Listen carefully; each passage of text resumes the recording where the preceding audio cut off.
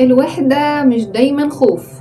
الناس بتخاف من الوحدة، تفكر انها علامة ضعف او انك مش محبوب كفاية.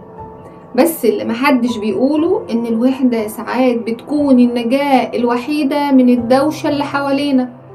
الوحدة مش دايما فراغ، فيها هدوء، فيها لحظة مواجهة مع نفسك، لحظة بتسمع فيها صوتك من غير تشويش، بتفهم انت ليه كنت بتتوجع، كنت بتضحك وكنت ساكت. في الوحدة بتبدأ تفرق مين كان بيحبك فعلا ومين كان بيتسلى بوجودك، بتعرف مين اللي بقى سايب ومين اللي كان عمره ما كان موجود. الجميل في الوحدة انك لما تتعود عليها بتعرف تختار وجودك وسط الناس بإرادتك، مش علشان خايف تكون لوحدك.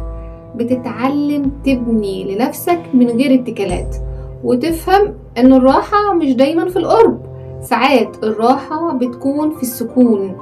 المسافة اللي بينك وبين اللي كان بيستهلك طاقتك مهمة.